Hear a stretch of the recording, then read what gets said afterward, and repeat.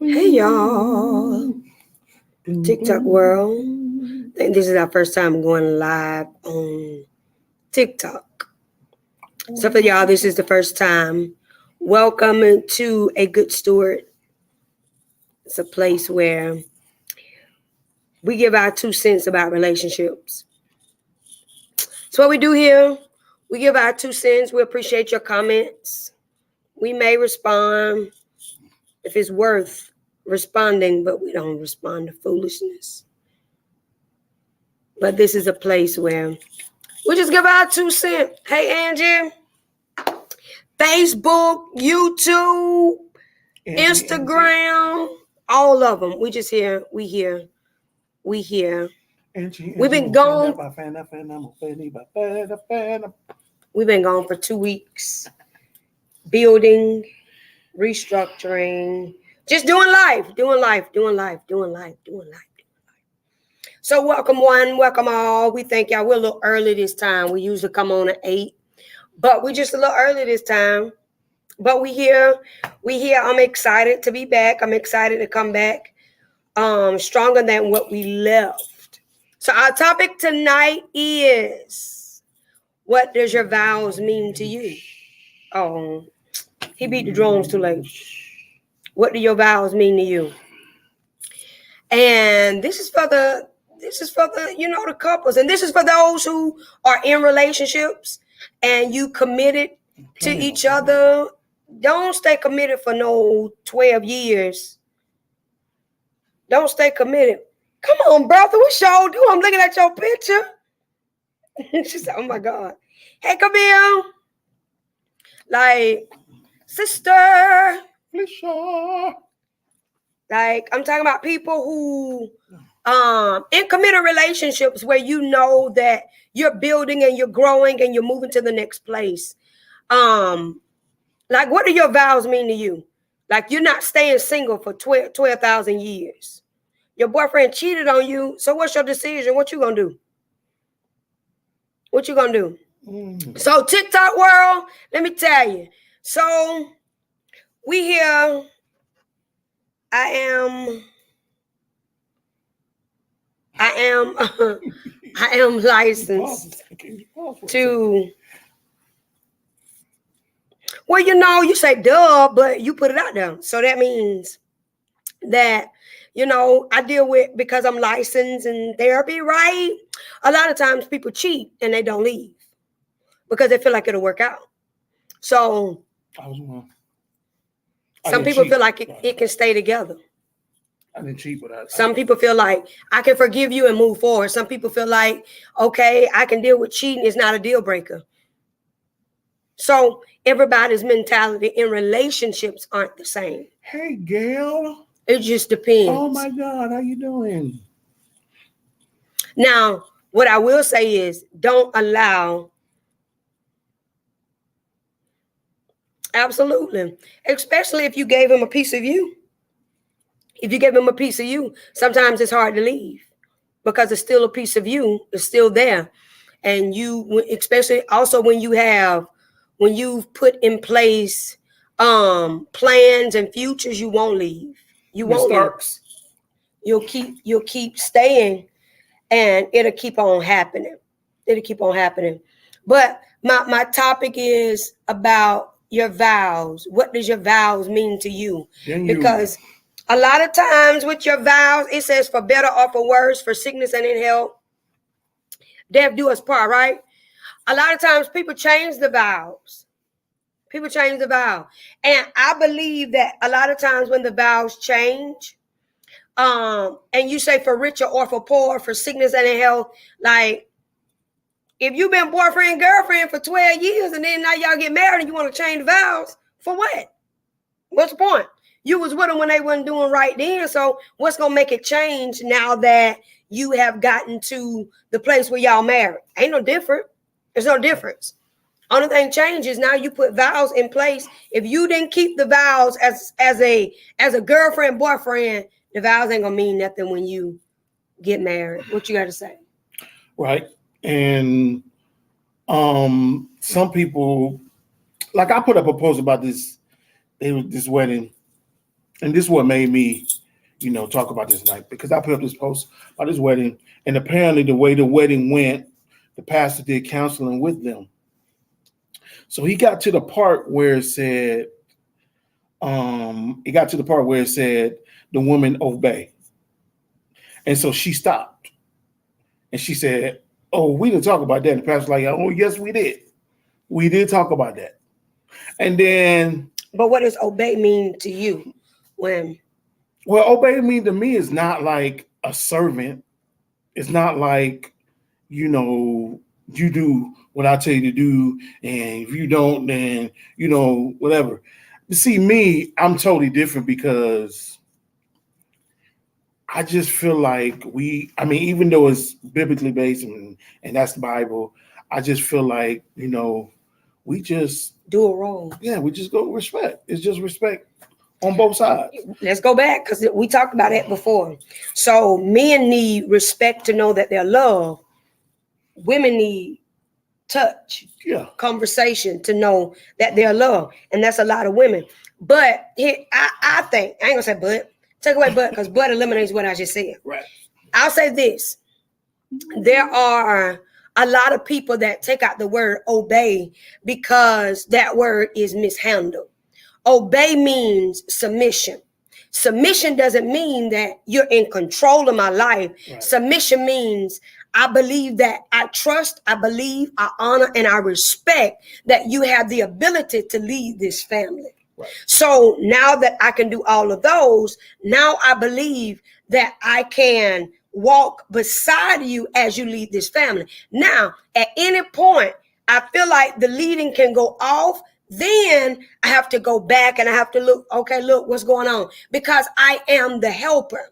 So if we're in this together, then we're in this together to help each other. So I'm not standing behind you. I'm standing beside you. Because if I stand behind you, I can't see what's in front of you.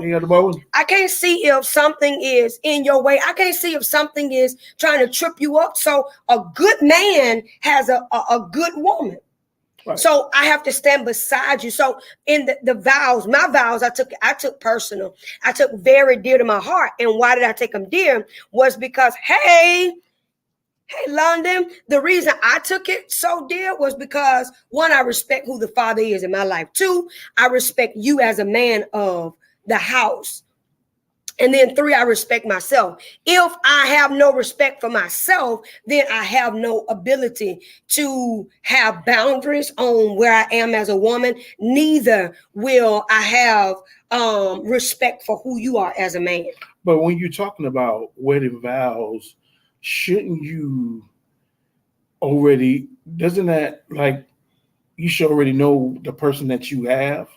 So it should be comfortable for you to know when it comes to vows, come to those certain vows like obey and rich and poor. Because the girl, she was like, she didn't like that either. The pastor was like, she specifically said he cannot be poor. That's like unrealistic. Right. Because so even you can be, and you got to look at this now. What do people see rich as being? Am I saying, hey, Riley, am I saying I'm rich in finances? Am I saying I'm rich in my peace? Am I saying I'm rich in what am I saying I'm rich in? So for richer or for poor, I can have a poor mentality. I can have a poor ability to know how to love. I can have all these things. So it's like what the world has put on the stigma of marriage, not understanding what it is, a mutual decision. I don't believe nothing happens by surprise in marriages. I don't believe it just when we get married, this is a shocker. I didn't know that this was happening. I didn't know that. I don't believe that. I believe that marriage magnifies what is inside of a person. It magnifies, it grows even stronger. It grows even bigger because it takes so long for a pipe to burst. Right. You're going to see when a pipe is clogged, you're going to see something not flowing properly in a pipe. You're going to have, it's going to be occasional stoppages. It's going to be occasional overflows. It's going to be occasional stuff that happens. It's going to be occasional. So when the big bang happens, now you got a whole backup of everything that has happened during the relationship, whether it's either in the relationship or either if it's in some other situation. Something is going to transpire that whatever you committed to is going to be tested. And then the marriage has to be tested. How can the marriage grow without test? How can you grow without being tested? How can you really say, okay, we're gonna be great in this thing if you never be tested? If you never ever have, if you think your relationship gonna be perfect, you just fail. Yeah, because it's a twofold. It's part two. Yeah, the first test is doing the relationship while you're dating, because you get to know that person, but you don't really fully get to know the person until actually you're living with that person. If they're not, because now the new thing is, everyone, to who, I mean, to each his own.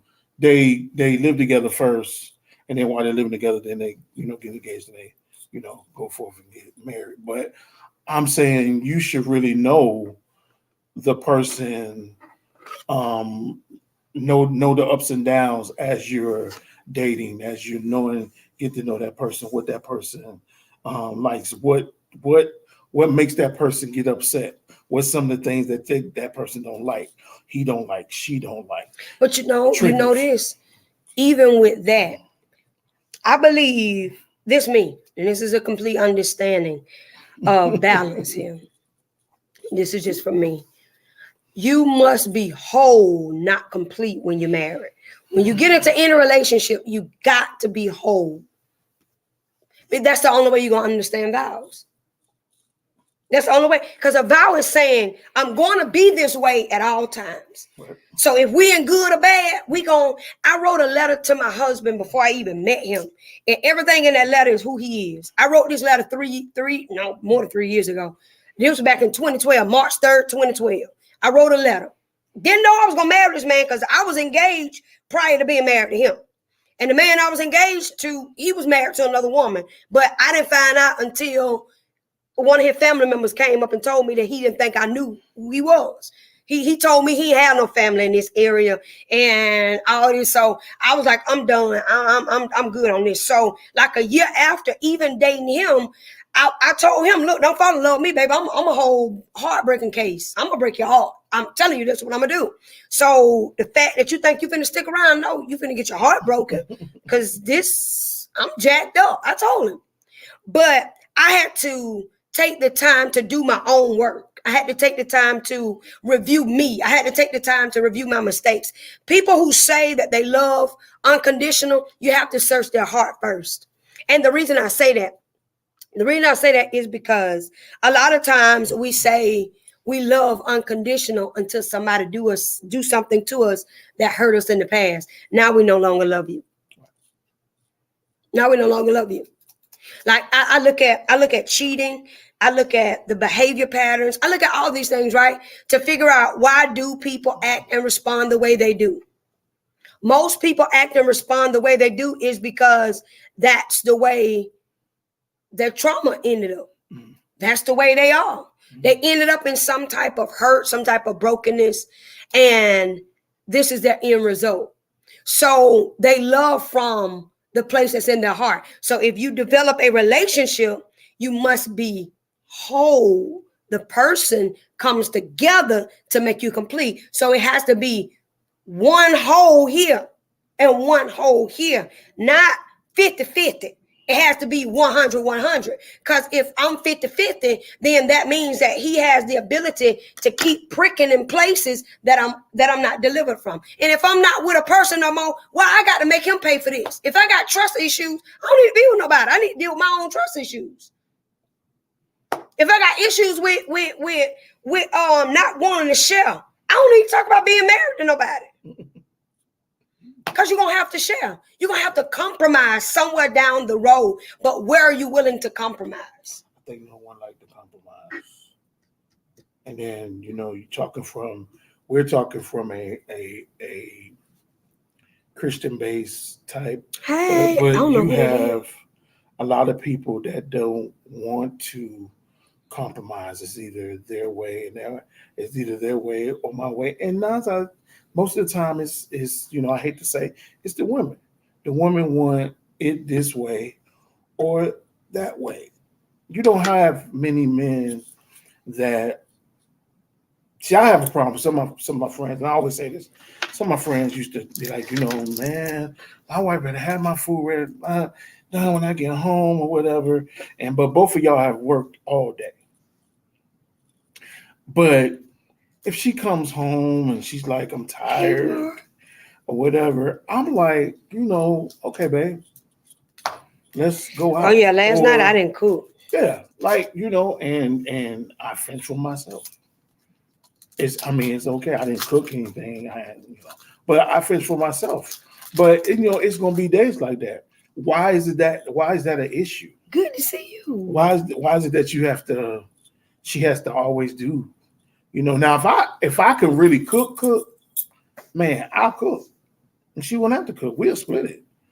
Or I just, but I just, it's certain areas where I feel like men need to just be a little bit more sensitive, a little bit more in that area. But here you go.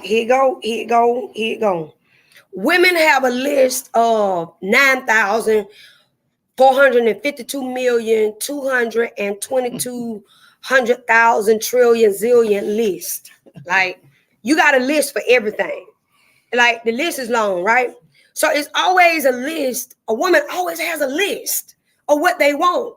And then a man has a list of probably 5 things. That's these top 5.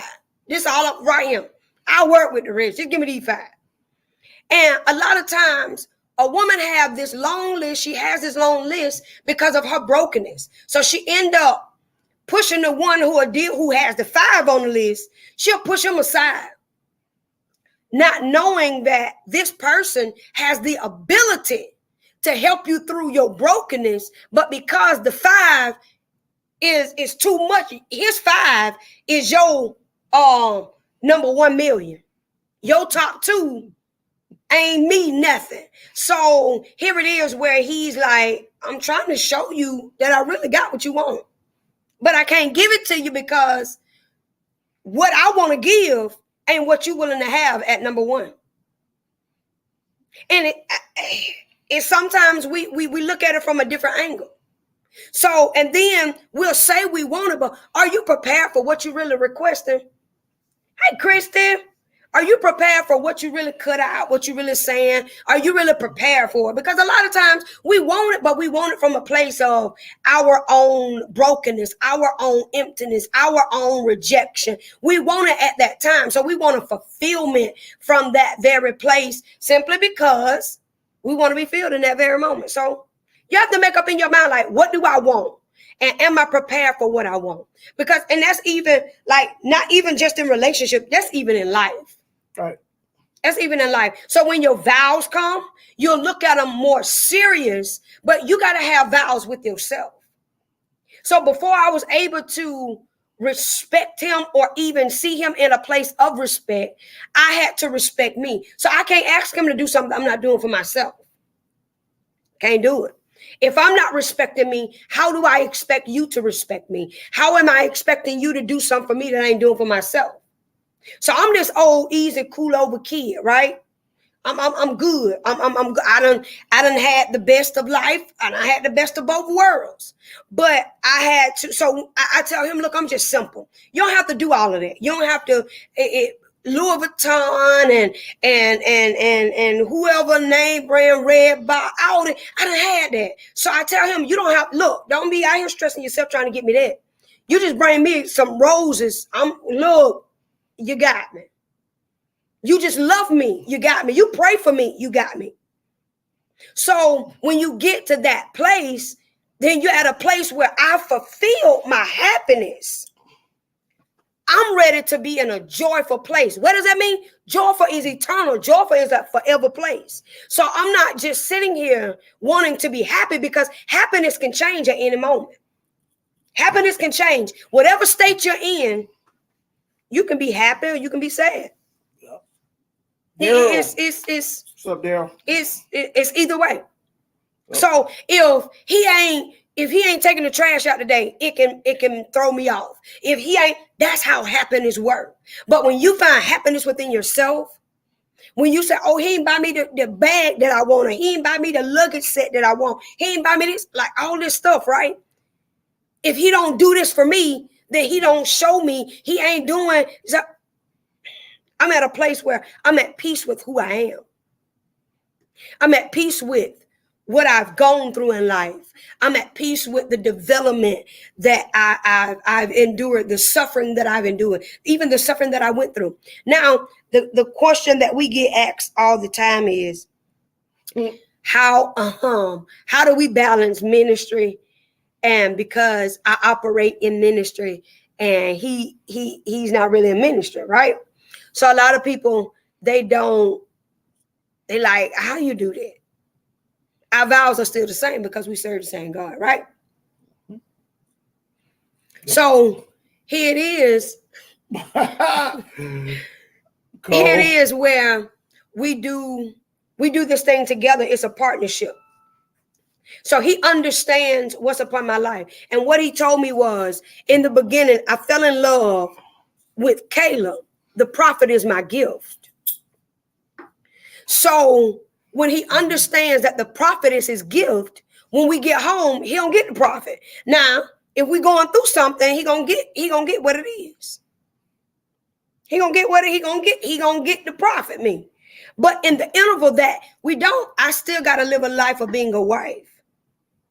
I still gotta live a life of knowing I still serve God, but I have to know that he's the leader of the house. I must know that he's the husband of the house. He's the foundation. Y'all don't listen to him. He is. Don't do that. He is.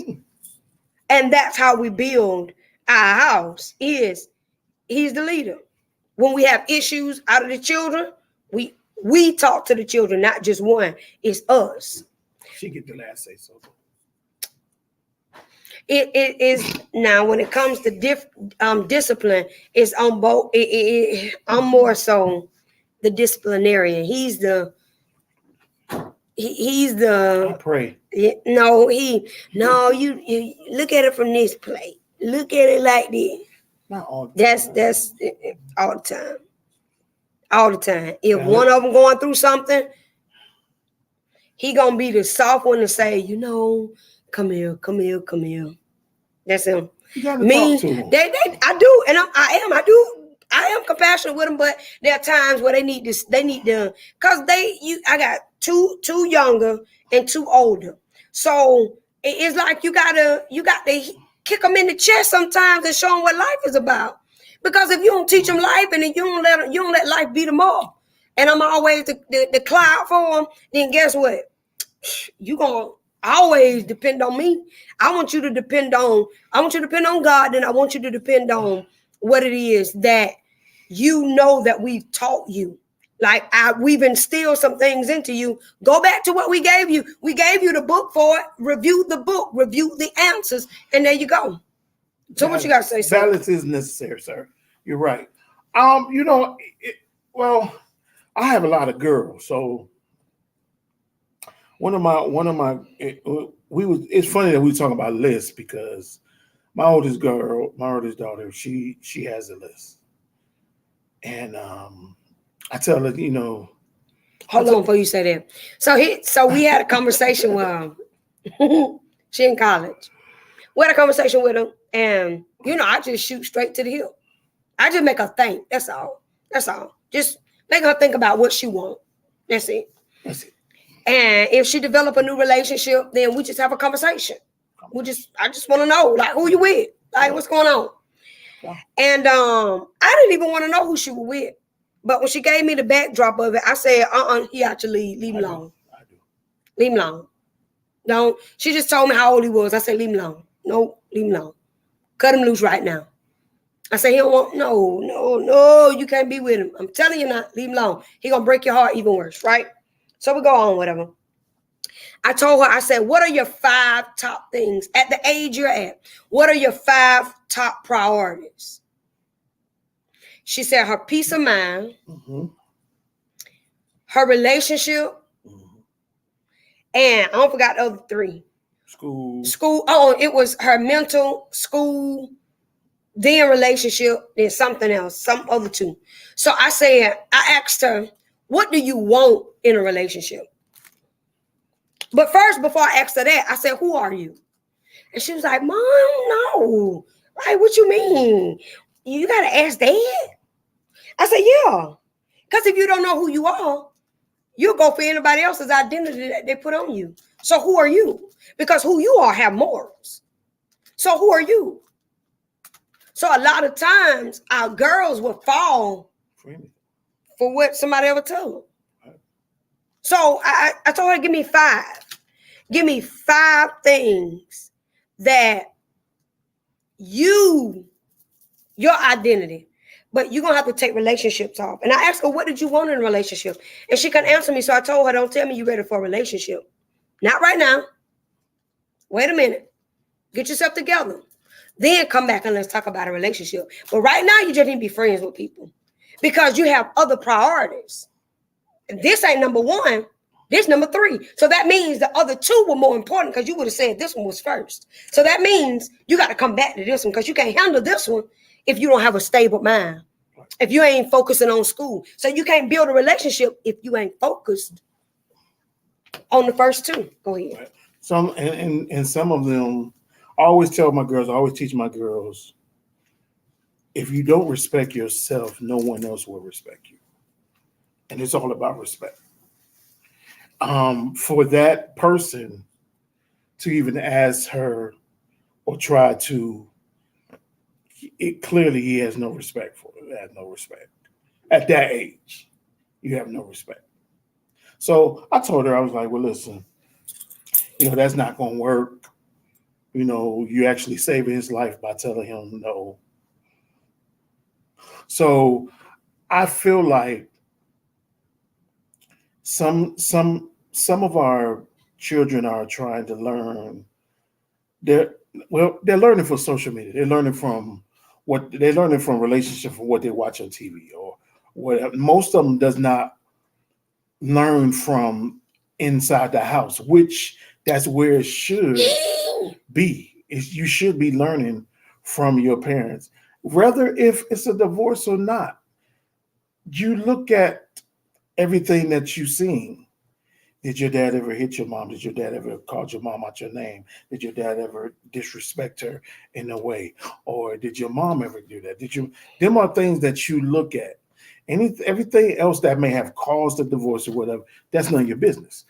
You look at all the good stuff. Look at all the. But if you miss the bad, then they're gonna get caught up in the bad. But some of the bad they shouldn't know about. Some of the bad they don't know about until after. And it's coming from either the mother's telling them or the dad telling them. And it's 2 different stories. So that's why but kids they still become a product of it, even if they don't know. I still think so. So okay. You can't protect them from it. Yeah, so how do you fix that? Because that telling the truth.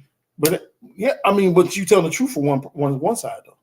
Like I could be telling the truth, but the other person not, or she could be telling the truth, and then I'm not telling.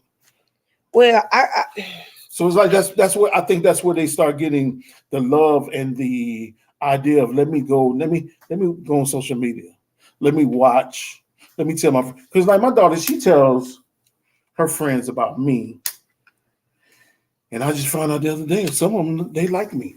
Hey, do it. It's a lot to life. She said I can't tell my dad. She said, I don't tell my friends about you because they be like, oh, my friend. That's flattering. But I'm not. It's a lot to life now. It is, in Jesus' name. It is. But I always tell her, like, we have me and well, everybody don't know her name, so we're gonna say Nova. Me and Nova, me and my daughter, we have intense conversations. She's 18. We have intense conversations. we started having intense conversations. Some of y'all may disagree. Some of y'all may not. That's me. And she is the way she is. We started having intense conversations at 12.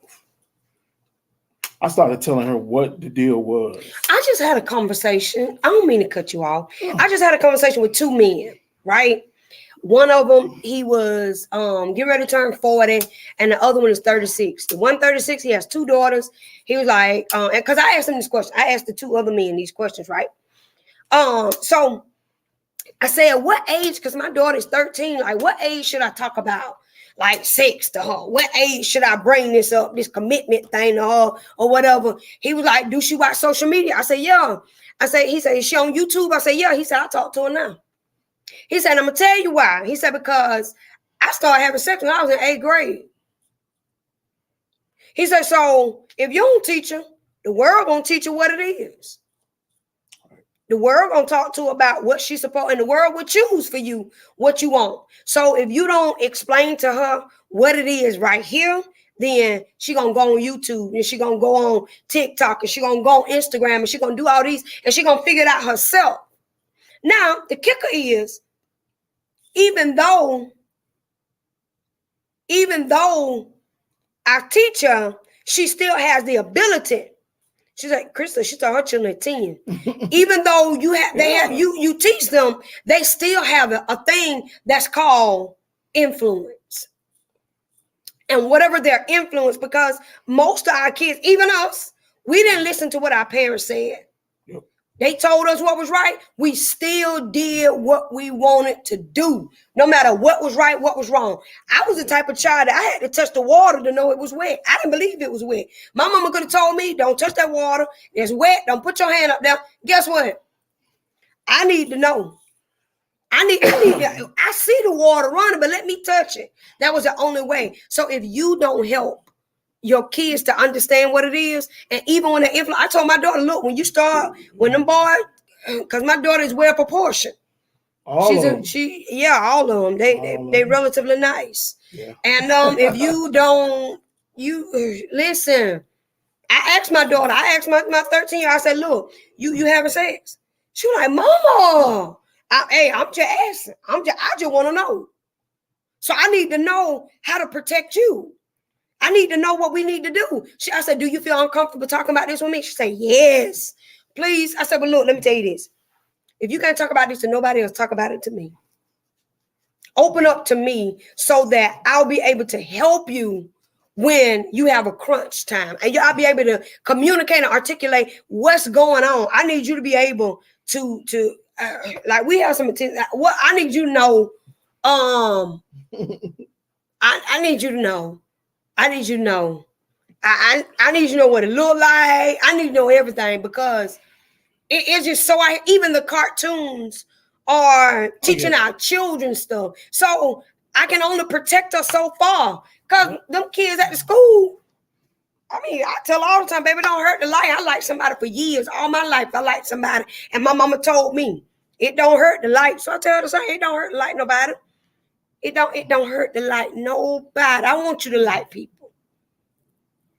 I want you to like people. All people, yes. Like them. Just like them. Just like people. People are nice. Just be nice to people and like the people. Yeah. That's it. That's it. That's all. Just be nice. At this point in time, But don't be in no rush for no relationship. I think if I knew some of the things that's what I need to do right there, Nicole. I think some of the things I knew, if I knew some of the things that I knew now, I would have looked at a lot of my relationship different. But what would you tell yourself? What would you tell yourself in your first marriage? If you could look back, what would you say to your first marriage? I would have waited. I would have waited. I would have waited. I would have waited because I had my first son, my son, that was my boy. And my mindset, going in high school, I went to one of the roughest high schools in Georgia, Booker T. Washington High School, which was one of the roughest high schools. And all my friends were like, I started school in 8th grade. All of my friends, like in the 10th grade, and they already got 3 baby mamas. I'm like, What in the world? So I was just like, I did not want to be a part of the system. I didn't want to be like, my son is not in the same home with their parents. So I was like, I feel like marriage was the thing to do. And I think a lot of marriages, if you go back, if we honestly go back and check marriages back in the day, I think a lot of marriages was done because, oh, I I got a got my baby. child, I'm gonna go and get married to her. Boom. And some of them worked out, some of them didn't. Unfortunately, this one didn't work out. But the good thing that happened, I got 3 beautiful children. And I learned a lot from the first marriage, but if I had to do it over again, I would have waited.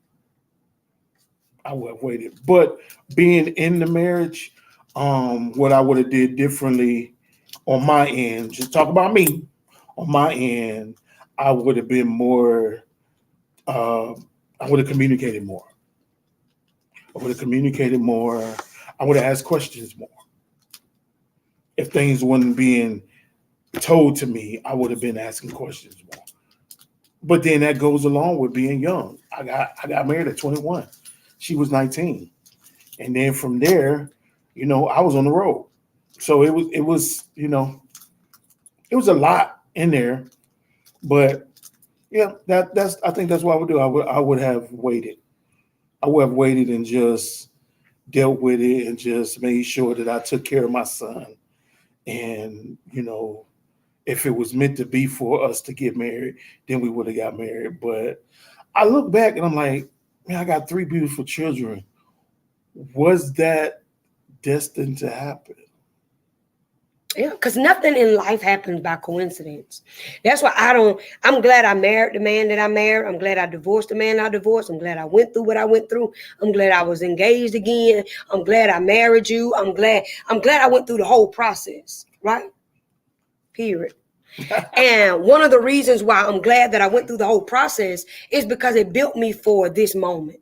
Right. It taught me how to love adequately. It taught me how to forgive. It taught me how to look at myself. It taught me how to evaluate my stuff. It taught me how to let stuff go. It taught me my immaturity. It taught me how I was being self-centered. It taught me how I was holding grudges. It taught me how it taught me a whole lot. So I'm glad I went through it. It taught me how to wait. It taught me how not to be anxious for nothing. It taught me how not to believe what people say, because people will prophesy you in a relationship. They'll speak you and tell you to be with a person that ain't no good for you. So all these other relationships taught me, even my current marriage is teaching me how to deal with me. It's teaching me how to build me. It's teaching me how to love me. It's teaching me how to nurture me. It's teaching me something my husband said the other day. We were talking that blew my, like, I looked down, oh my God. Something he said to me the other day, he said, you shifted. I said, what you mean? He was like, God has really shifted you in a lot of areas. And I said, oh, wow. He was like, yeah. And it blessed me. He said, I asked God to teach me how to love you in the shift. I said, what? He said, yeah, because if I keep loving you, Sheila, hey, from the old place that you were in, I never understand what God doing in your life. I keep loving you in that old place. I said, boy, you better be in love with this girl over here. You better. I sat up in the bed. I say, what you say to me? She ain't forget that. Like, and that made me look at love from a different perspective. Now I can't just look at him. I can't just love him from one place. I can't just honor him and respect him in one place. I got to look at him in a whole totality, right? So now what I do is I got to pray for him even harder. That whatever the enemy try to bring up in his mind, I got to keep praying for his mind to stay in a place of solitude so that he ain't wavering everywhere. Because now he's trying to understand how to love this woman in this next place. Like, blew my mind. I said, boy, you better be talking good to that girl. What? Didn't know all that was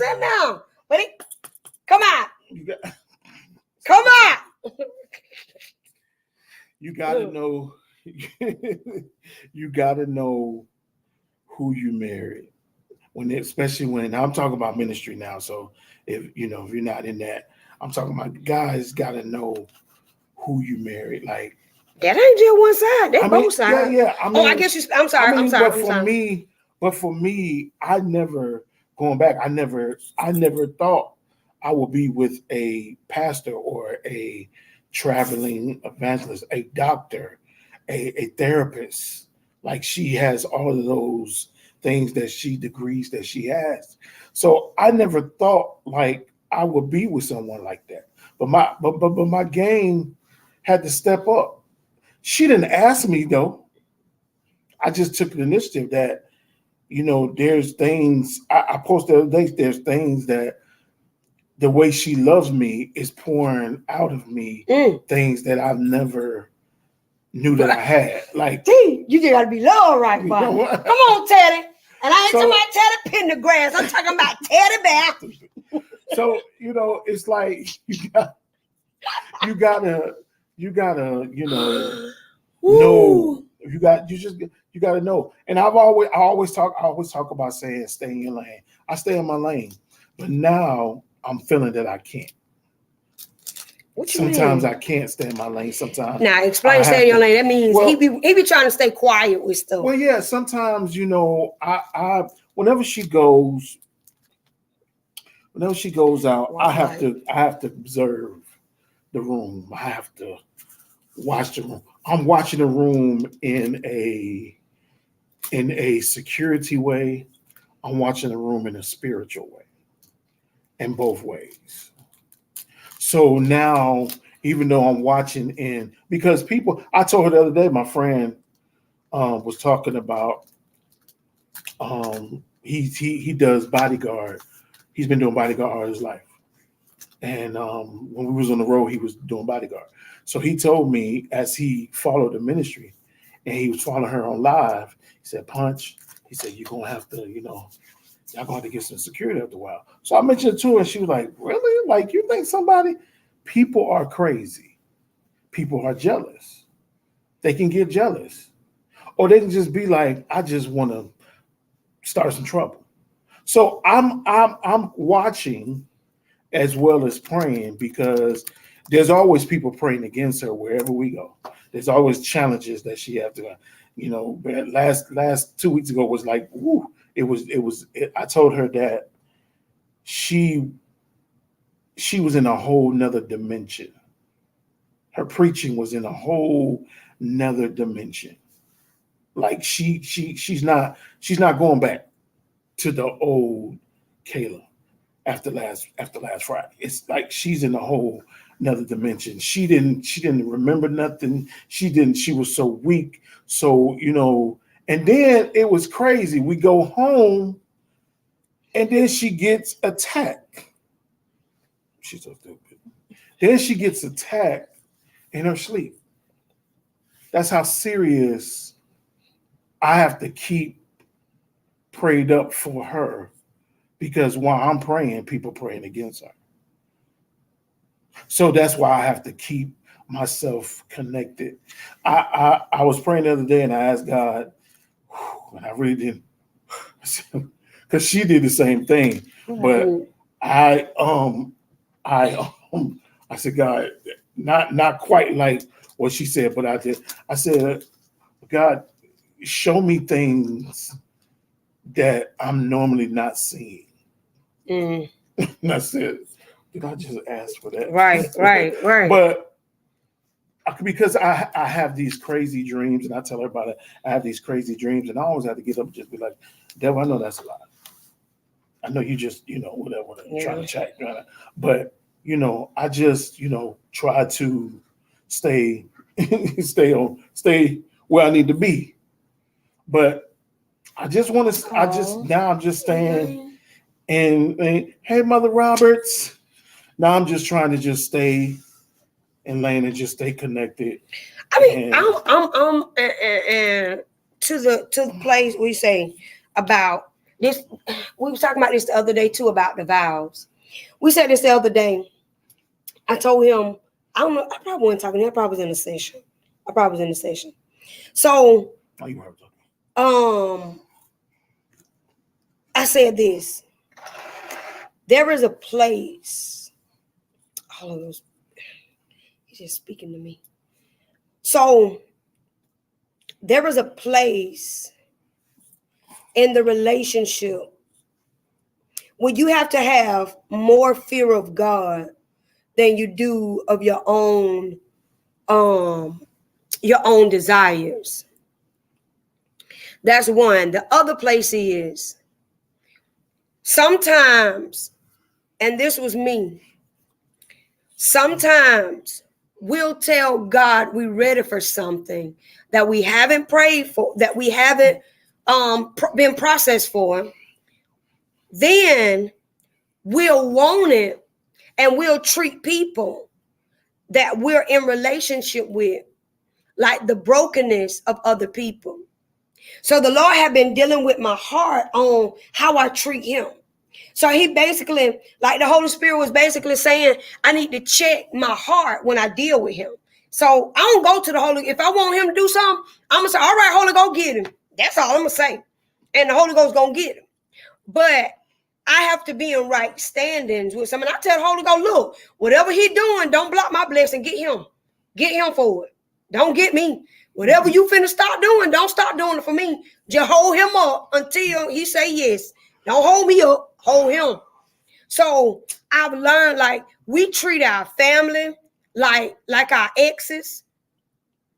We treat our relationship like our exes.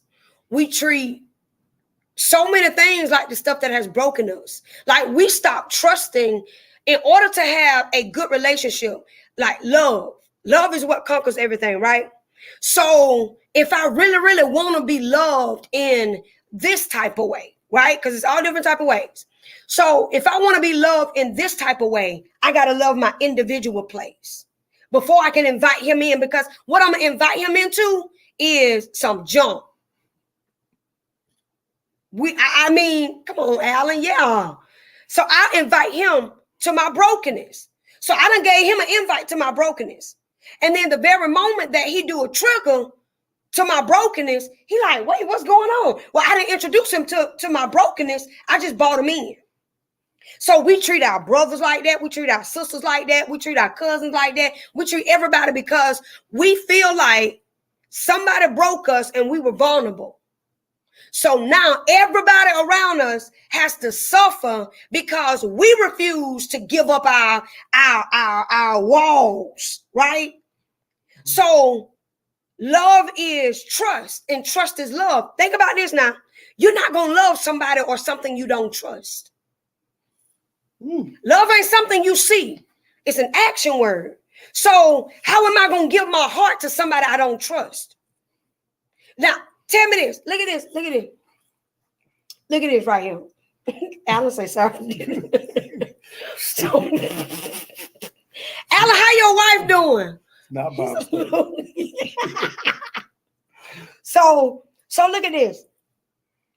If your mama break your heart, right? If your mama break your heart, your cousin break your heart. Let's say your favorite cousin break your heart.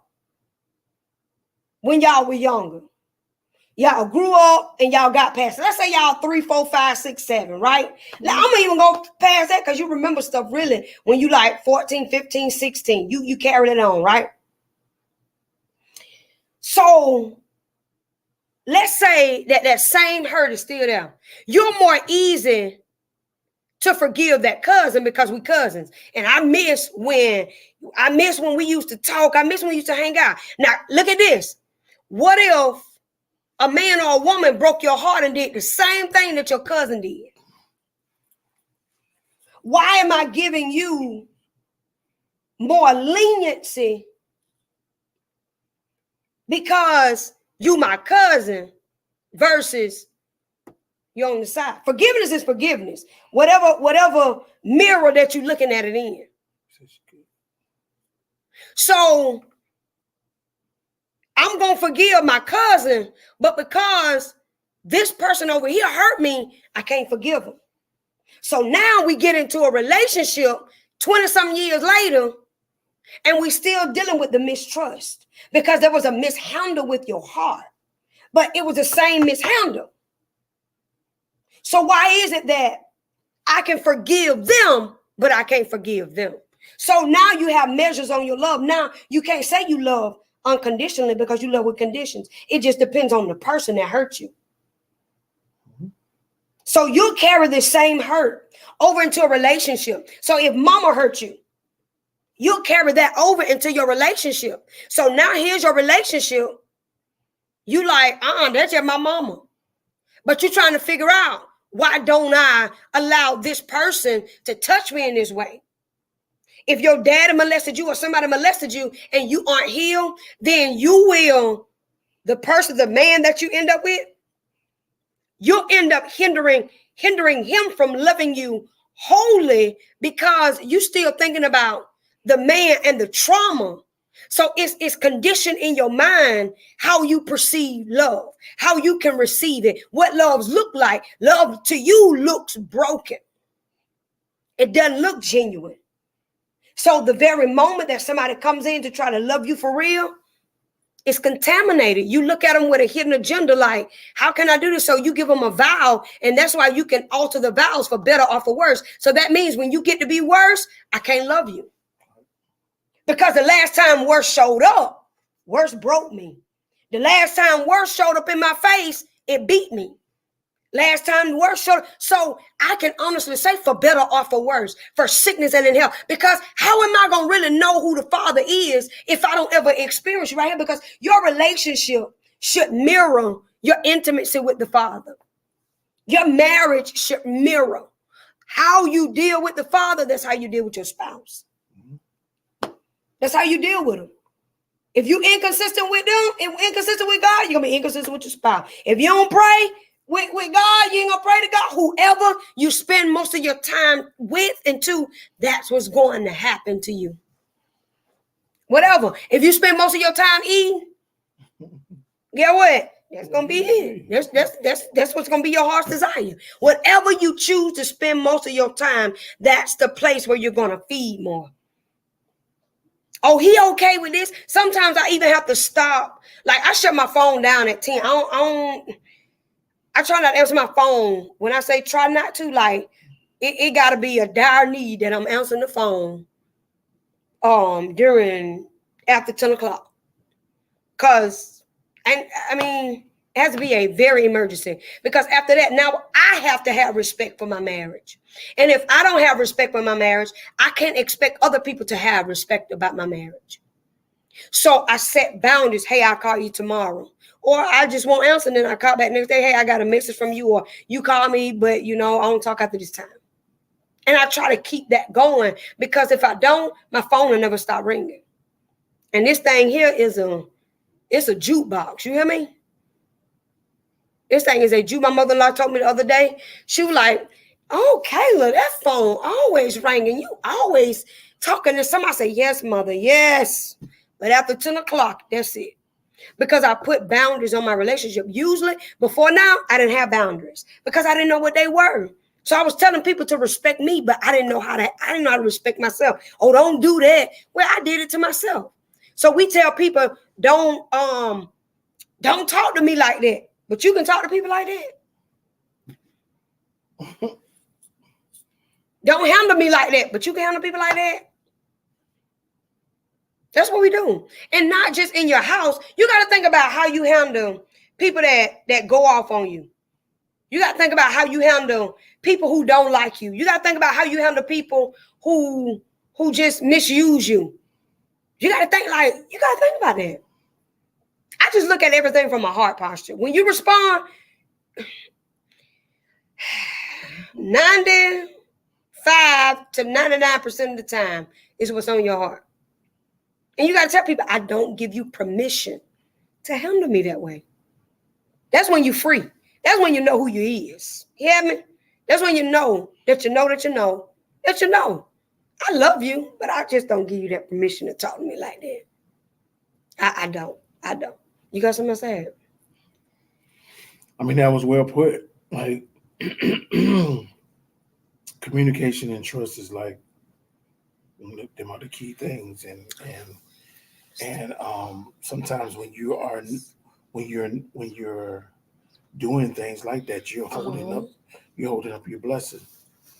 You could be holding up a huge blessing Yep. for yourself when you do stuff like that. But you just at the end of the day, you just got to know what you want before you say I do. Yeah. Just got to know, is this what I want? If this not what I want, if I'm not ready, if you're not ready, don't do it. Right. And don't let nobody force you. Yeah, don't let nobody Society has made people marry prematurely. Yeah. They made, and why am I saying that?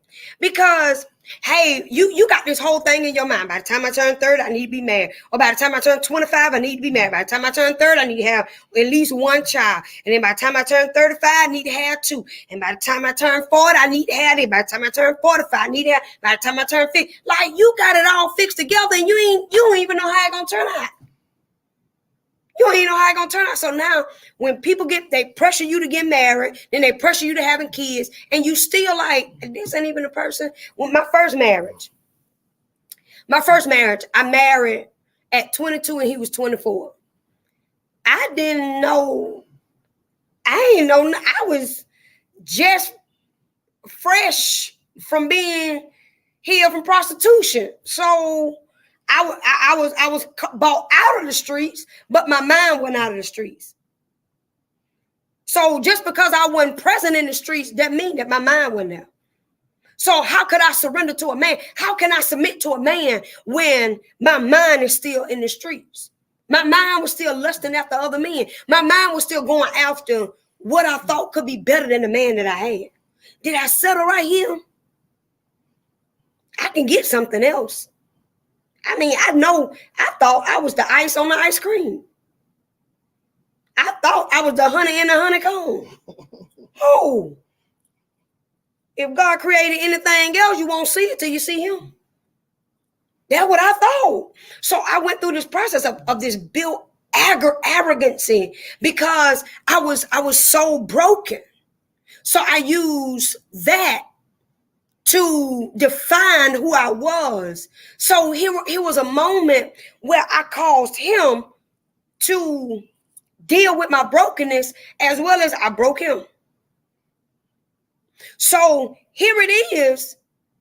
I made him leave his mama house and be a man that I wasn't healed from. Come on, what I mean by that? I wanted him to be my daddy instead of my husband. So I put a mandate on him to be somebody he wasn't healed from. So here it is. We said these vows, but we weren't committed to each other, neither the vows, because we didn't know how to be committed. We didn't know how to be faithful. We weren't faithful to ourselves. Hear me now. I was a whole mess out here in these good streets. I wasn't killing nothing. I wasn't letting nothing die. You hear me? Hey, I was out here. I was the cross on the T.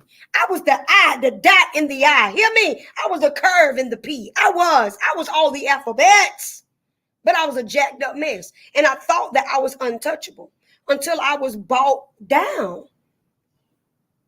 Like I was brought down at that moment because I didn't know what commitment was.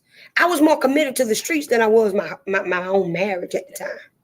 So I had to go back to define what was commitment. I was more committed to the drugs because that's what fulfilled the need for me at the time. So I had to release those things of what caused me to surrender to those things. What caused me to feel like I needed more than one man? What caused me to feel like I had to be arrogant? What caused me? Because when you know who you are, you don't have to be arrogant. You just show up in the place and stuff start happening. So I didn't know who I was, so I started depending on arrogancy to define who I was. I felt like I had to confront you at every moment. You don't have to do that when you show up. My grandma used to say you can catch more bees with honey than you can with vinegar. So I was trying to catch bees with vinegar, and I realized what I was catching. I was catching a mess. I was going to the club expecting this man to be my husband because I fell in love with the streets. When you fall in love with the streets, you marry him. So I felt like if I found this here, and this is what I did, because this is what 95% of women do. They get with a man You already married to him emotionally. You done married him because you done saw your wedding. So here it is. Oh yeah, I'm married. So 3 months into the relationship, you married him. You're gone. You married him. That's what I did. Every man that came along, I married him.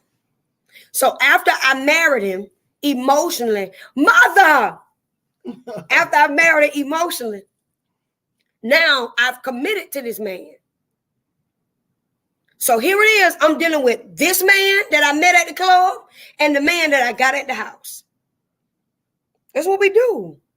So I made 2 vows and I didn't respect neither one of them. Because not only did my father break me, but every man that I came in covenant with broke me. That means a covenant is something that I made an agreement with. I had a documented covenant with all these different men. And then I was trying to be married to the man I was married to. So after a while, I went back through, and he'll tell you today too, we got the best relationship now. But I had to apologize to him. I apologized for breaking him as a man. I apologized for pushing him into marriage before he was even ready. I apologized to him for making him become something that he wasn't prepared to be, for forcing him into a place in his life that he wasn't ready to be, all because I put a mandate. I told him, oh, you either be this or leave me. I gave him an ultimatum. Like, you either gonna marry me or leave me. But I didn't take where he was into consideration. I felt like eventually I can love him to the place. No. Okay. I was loving a broken man. He was broken. And I was part of it. I was a huge part of it. I probably wasn't the beginning of it, but I was a huge part of it, because you think about, you made vows. These are like promises that I said I ain't gonna break. That's what this is. Like, I promise you I ain't gonna break these. I promise you I'm gonna be good. I'm gonna do, even when you ain't gonna make it, when you can't make it, I'm gonna still be good to you. But when he couldn't make it, I could no longer be good, because he couldn't feed what I needed at the moment. I needed another. It's like drugs. This no lie now. This no lie. I was on cocaine. I used to pop pills. I used to drink too, right? When weed stopped getting me high, I needed something else to keep getting me high. And that's how I was with relationships. When this marriage wasn't working, I went to another man and had to make sure he can fulfill these needs. Then I'm going to go back home. And if he cheat, I didn't care, because I had 4, 5 on side. It didn't matter. It didn't matter. For what? You doing you, I'm doing me. But that wasn't the way, because I end up being broken because of everything that I dealt with. But the root of of what I was dealing with, one, I felt like I was just a broke child. One, I felt like, thank you, mother. One, I felt like my whole life was shattered from the time my mother died to life until I really surrendered to the Father. I just felt like I was broken. So when I got to the place where I really found out who I was, I really found myself in some dirt. Hear me? Scum of the earth. Prideful. All of it. Found myself there. So my vows, I take my vows serious. Because I had to fear the Lord, and I'm scared of what the Lord might do to me if I do something to my husband. Like, I really had to fear the Lord. She's not.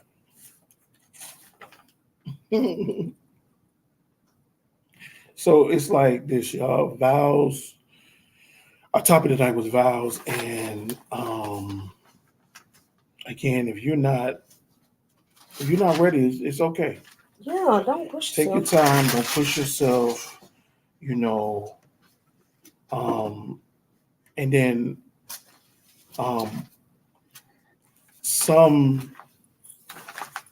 some of us guys. Oh no, I ain't gonna say some of guys. Us, because she had said it earlier. It's okay to say I'm sorry. It's okay to forgive. She helped me forgive. When we got together, there was a lot of people I didn't forgive. There was a lot of people that, holding grudges. Yeah, holding a lot of stuff. And then once I let it go, things started happening for me. Things started changing. I started becoming a new person. Mm-hmm. You know, even I could say for myself, me the relationship started getting better Brother. and everything. So it's a everything is a twofold. It's like you just got to know where your downfall is and work on you. That's it. Yeah. And it's okay to work on you, because as you work on you, you're going to become a better person for the person that God is going to bring to you. But I believe this is the question that we get to a lot.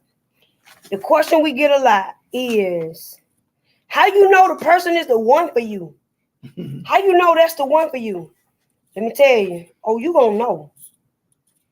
It is this gut instinct that you gonna get that's gonna resonate with you. Major instinct. Like, it's gonna, the hardest part about it all is crucifying your flesh, letting your flesh die. That's the toughest place that you got to get to. It's so difficult for us. If you're not in a place to forgive, you'll never be able to see your mate. What do I mean by that? Is that you'll begin to see your brokenness and not your purpose. So you'll begin to look at stuff from a broken perspective. So the very moment that trigger is touched, then you're ready to walk away. You won't be able to handle the rough moments. You got to know, like, the reason I'm here is not because I don't like him every day. I don't like him all the time, but I love him. But that's part of growing. But it ain't nothing that I can't tell him. It ain't nothing I can't say. And I respect him so much that there's some conversations that I just won't have, because I respect my relationship with him so much. But I have to respect him. And I ain't saying I keep secret. I don't keep secret. And that's one reason now why I can't cheat, because he my best friend. So I'm gonna call and be like, boy, let me tell you where I went today. How about this? Look at this. So even when men are in my inbox, I don't have to tell him. I don't have to be like, look, such trying to holler at me. I don't have to do that, because when you married to purpose, there is no jealousy in it. When you're committed to the vow, we're so committed to each other that I cannot and I refuse to allow anybody to come in. And people say that they be a lie. It's a lie now. It's a lie from the pit. Nobody can come and cause anybody to cheat on you. Can't nobody do that. Can't nobody do that. I can't cause, I have to allow it. I have to give permission for that to happen. It don't just happen. You got to give it permission. You're in control of your body, your triggers, and all of this. So when people say, oh, you broke up my marriage. No, they didn't. It was an inside job. It started from the inside. It manifested from the inside that grew on the outside. And now, so it has to be something within the heart. What is in your heart when there is no understanding of the purpose? Well, see, we got a foundation of the house. We got our own, we built our own foundation. We created a space where of what we wanted. So when you come over here, you look, it's rules. Good Mob said, see, you're welcome to come, man, you're welcome to stay. But in the disrespect, we will make you fly away. If you don't like what I say, then fly away. Fly away. I mean, hey, if you don't like where I stay, just go. Just go. And you got to be okay if everybody don't come by. You got to be okay if people ain't in agreement. Because sometimes family will tell you that ain't the right person. Oh, he ain't no good. Oh, look at him. Look at him. He don't look this way. You don't look this. So you'll begin to say, well, you know what? My family respect me and my family love me. So that means I got to believe what they say. But what happens when your family's struggling with jealousy? What happens when your family's struggling with some brokenness? What happens when everybody, when divorce is at its top level in your family? What happens when everybody in your family is single and they telling you, you shouldn't be marrying this person. Why you got to get married? Why you? I'm sorry. I'm sorry. That's just how we, because it's about him. So even with my family tell me, y'all be out of town all the time. Lou, you better catch me Monday through Friday. Came in Monday through Friday, Friday about 3 o'clock. Anything after 3, that's it. Because I realize now I have a balance. So I have to have, I'm with my family Monday through Friday. I'm with my in-laws, my second family, Friday through Sunday. And then Monday is a holiday, we there. So it has to be protected and boundaries. So some of them feel like I need to come over here. Dre, I need to be over. No, this is our space. Even my daughter understands, like if my door closed, there's a place of respect. You can't, and a lot of times when your children don't know respect, then they'll overstep boundaries as time prolongs. Because they'll say, oh, you ain't never had this, you ain't never had this, you ain't never did this. Yeah, we do. No, we don't. We don't have a door. Oh, don't listen to him, y'all. So that's it. So I want to just, so the top of the night is, what does your vows mean to you? Yeah. These are, look, so you know. She was over there looking for them too. I got a copy of the vows. I do. All the time. I'm like, what is she doing? She done pulled out listen, the paper, y'all. I'm finna read it. I'm finna read it. It says, dearly beloved. That means there is an adornment. There is something special there. So when I marry you, it ain't just for a moment, it's for a lifetime. So, dearly beloved, we're gathered together here in the sight of God and the face of this company. The other thing is, when you get married, you got to make sure you know the audience. Because if you don't know the audience, then you'll have an issue with your marriage. You have people that's trying to sabotage your covenant, and y'all sitting there trying to figure out what's going on. Why we having such a hard time is because people coming against your covenant and you don't even realize. So everybody can't get over here. They want everybody want invited. And not to say that the people that didn't get invited, that they was against, but at the same time, I respected the people. That's why I asked for these people. And you got to be okay with it. And that even your bridesmaid, let me help you here. When you get married and people have these 50, 60, 70,000 bridesmaids, hear me? Your wedding party is 10 million. Like, I'm trying to make it make sense for me. When you really look at this, it says that these are the people that are going to be, that believe that this relationship should be established. Yep.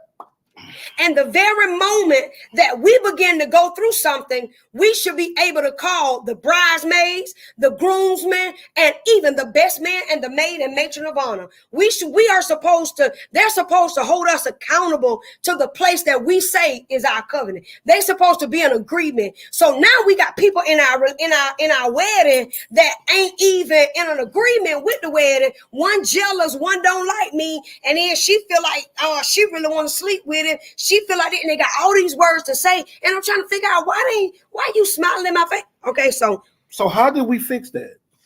We used our children to join together this couple in holy matrimony, which is honorable estates instituted by God, and therefore is not by any to be entered into unadvisedly or lightly. So that means that the covenant that we're making, we're going into it with wisdom, with understanding, with clarity, with maturity, with godly counsel. That's what we're doing. So the relationship is built off a foundation.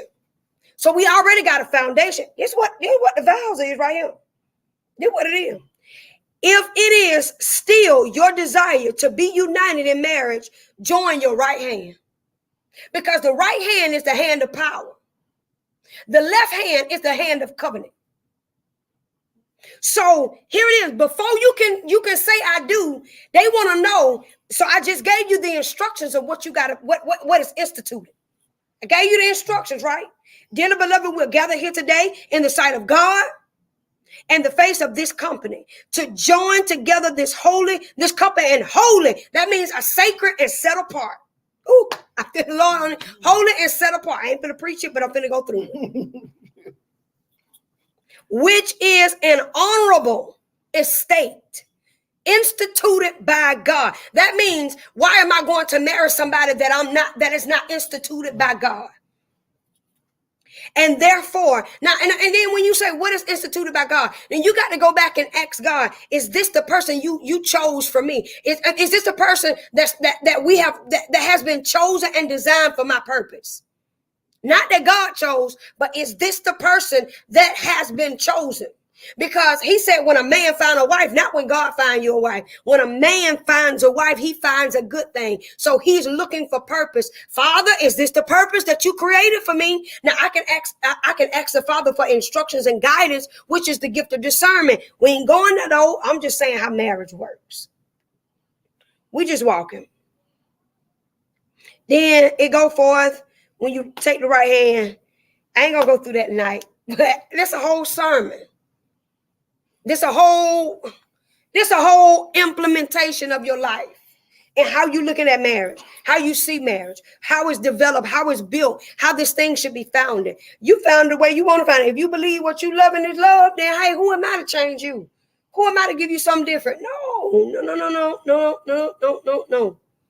I'm ready to get married again. To who? Our marriage was so powerful. It was. I could barely stand. I'm ready to get married again. That was like barely stand. That was like a service. It was. I enjoyed it. It was wonderful. Yeah. But y'all, we out of time, but we ain't out of word. I'm gonna preach this. We out of time, but we ain't out of word. We got a lot to say.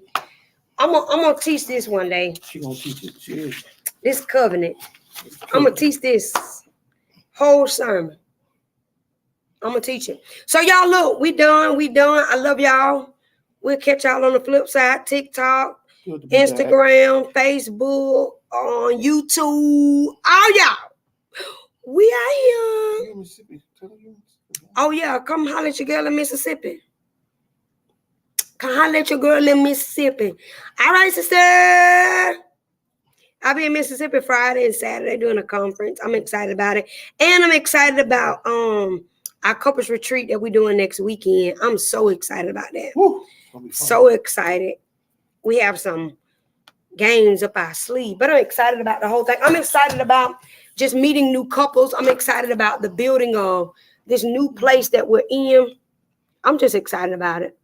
I just like to be with couples. I like love, and I love love because it's a beautiful thing. And I love to hear other people talk about their love and how they built love and what they think their relationship has been built in. The greatest relationship is, how did you survive the storm? Yeah. How did you survive the storm? What did your storm look like and how did you survive it? Like, that's the greatest wisdom you could ever give somebody. So I'm excited about that at this couples retreat. So yeah. I got one slot left that I want to give away. But if you made it through the storm, you should really be grateful. Yeah. And don't go back. Don't ever go back in the storm. You need to go forward. You don't want to go back to that storm again and see that again. Always go forward, And it's the little things, guys. This is for the guys. They like the little things. You don't have to. But I'm flashy. I like doing stuff. But I learned that it's just the little things, like, just like she said, flower stuff. It's the little things. Yeah. It's the little things. I'm anxious to hear what other couples gonna say. Yeah. I'm anxious. I have one slot left for the couples retreat. If you're not busy next weekend, I got one slot for a couple. One slot, y'all. That I want to give away. How many people we had? 7, 10. I mean, we had 10. We're supposed to have 10, right? No, we're supposed to have 13. We have 13. 6. We have 6. So I'm excited, but I want to give one. I want to bless a couple that just want to go. So I'm excited about that. Going once, going twice. They'll inbox me. You can inbox me a Poncho, and I'll give you the details. Better hurry up. But I won't share it. It's just one. We're gonna give it away for free. So you're talking about we're